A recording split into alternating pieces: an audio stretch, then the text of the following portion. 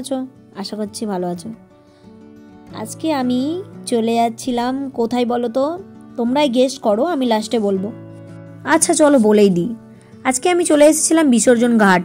Sorry, আমি নয়, আমরা এখানে সব ভাই বোনরা মিলে ভাইফোঁটার দিন ঘুরতে বেরিয়েছিলাম। কোথায় গেছি তোমরা দেখো।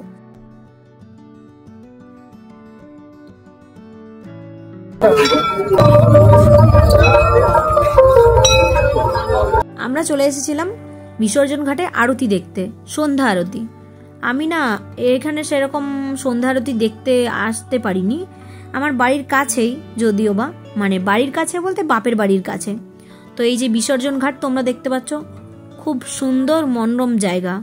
আমি আগে এই বিসর্জন ঘাটটা এত সুন্দরভাবে সাজানো দেখিনি, এই ফার্স্ট দেখলাম। আগে কি বলতো, এত সুন্দরভাবে এই জায়গাটা সাজানো ছিল না, এই নতুন করেছে।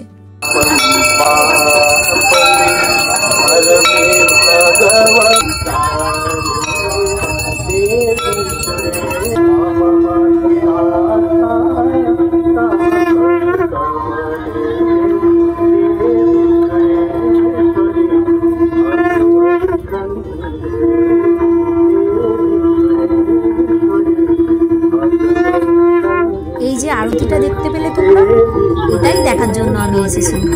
তোমরা যেটা ব্লগে দেখতে পাচ্ছ, আমরা সেটা সামনে থেকে দেখলাম। আর এখানে যে প্রদীপগুলো দেখতে পাচ্ছ, এখানে যারা যারা আসে তারা তাদের মনস্কামনা পূরণ করার জন্য এই প্রদীপগুলো সন্ধ্যা আরতিতে দেয়, মানে সন্ধ্যা আরতি হওয়ার পর। তো চলো কথায় আসি। আজকে আমার এখানে আসা হতো না, এইখানে আসার মানে এখানে আসাটা হলো, এটা হচ্ছে আমার ভাইয়ের জন্য, ছোট ভাই। কারণ কি, আমার বড় ভাইটার পায়ে লেগেছিল, শরীরটা একটু খারাপ, তাই আসতে পারিনি। তো ছোট ভাই বললো চল তাহলে তোদেরকে আমি ঘুরিয়ে নিয়ে আসি।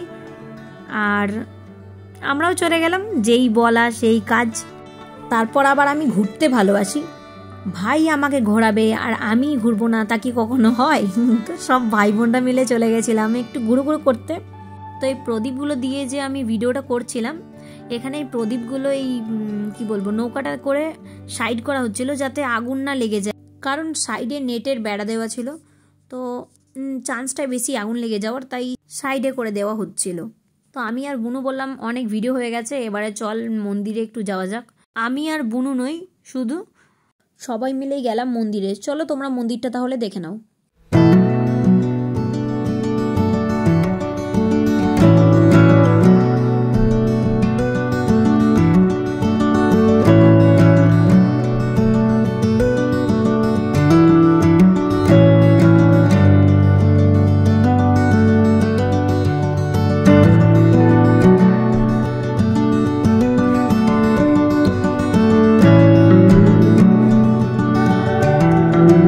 এই যে তোমরা জায়গাটা দেখতে পাচ্ছ, এইখানে হচ্ছে ঠাকুরের মালা, ফুল টুল, যাবতীয় জিনিস, মানে আরও এক্সট্রা ঠাকুরের যেটা বিসর্জন করা হয় তারপরে যেগুলো থাকে সব এখানে ভাসান দেওয়া হয়।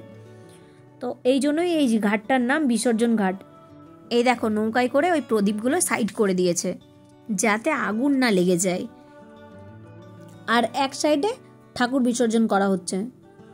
এই বছর আমি কালী পুজো দেখবো করে না আমার দেখাই হয়নি, কারণ কি আমার হাজব্যান্ড কি বলবো ইলেকশানে ছিল, তার জন্য আমি কোথাও যেতে পারিনি। তো কালী পুজোর পর মানে ভাইফোঁটাতে আমি ফোঁটা দিতে এসেছিলাম বাপের বাড়িতে। তো বাপের বাড়ি এসে আমার ঠাকুর দর্শন করা হয়ে গেল।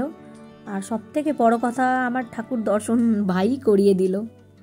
আমার বুনু দেখো এখানে মন দিয়ে ঠাকুর দর্শন করছে।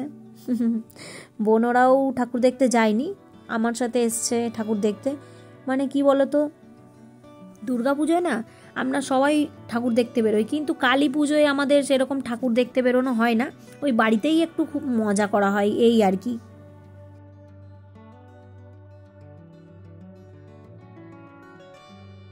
চলো তাহলে অনেক গল্প হলো, এবারে একটু ফুচকা খেয়ে নেওয়া যাক।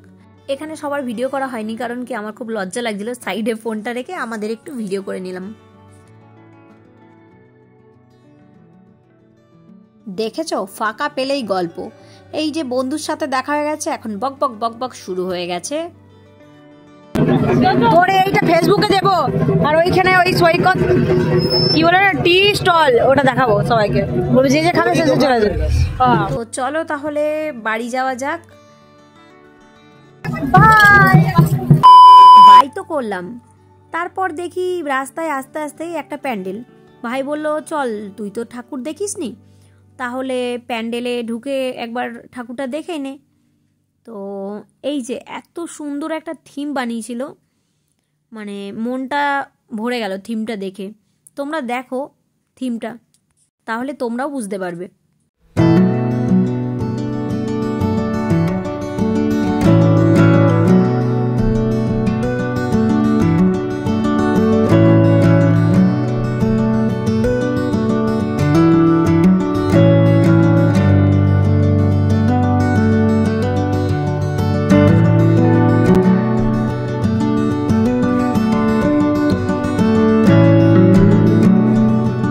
ভগবানের কাছে একটাই চাওয়া, যেন সবাইকে ভালো রাখে।